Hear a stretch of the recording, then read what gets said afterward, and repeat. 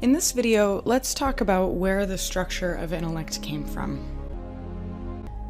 Back to World War II, which was happening in the late 1930s and the early to mid 1940s. During this time, the US Army Air Corps needed more pilots.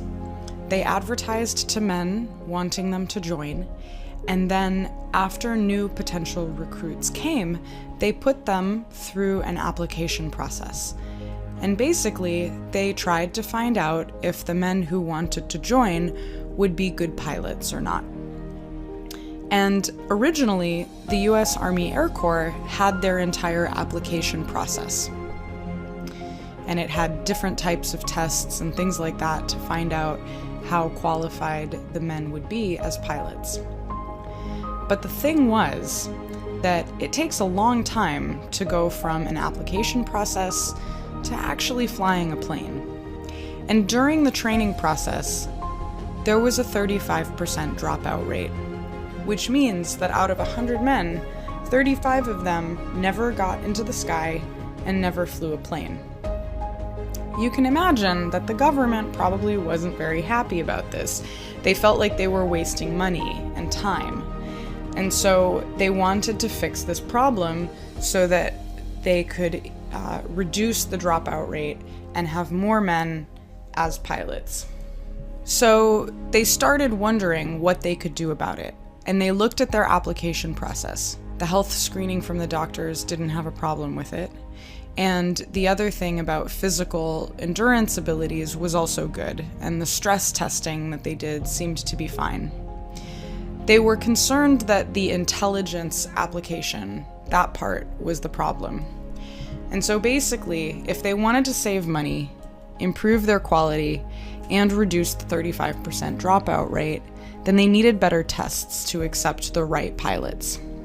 So they decided to change the intelligence test, and they needed somebody to do that. Who could create a better test?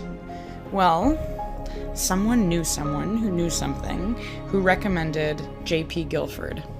And this guy right here was brought into the US Army Air Corps to redesign the intelligence testing for the application to become a pilot.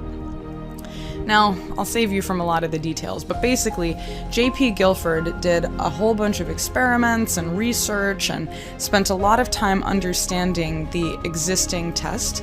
He looked at the pilots and things like that, and after a lot of time, he created a new test that could be used with the potential pilots.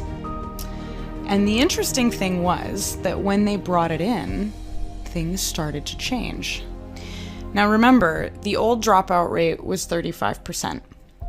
When they introduced Guilford's new test, the dropout rate became less than 10%. This is a pretty significant change. People were very excited about this because it meant that they were saving money. They weren't losing people to stress or difficulty or things like that, and they could ultimately have more higher quality pilots.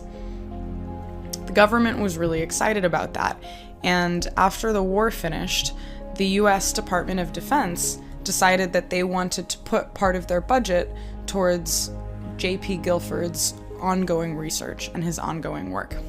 Because basically they said, we like what you're doing, Guilford, and we want you to keep researching. So they sent him to Southern California. He moved to the University of Southern California, and down there, it was the home of Guilford's research from 1945 to 1965. It was called the Aptitudes Project. At the University of Southern California, Guilford refined his theory. He eventually called it the structure of intellect. Today, the SOI test is used in countries around the world. Who can use SOI? Basically, everybody who's old enough to think and communicate. So that includes children who are in elementary, middle school, high school, university-age students who are going to college or doing master's programs, adults, professionals, and PhD applicants. Basically, anybody who wants increased brain performance.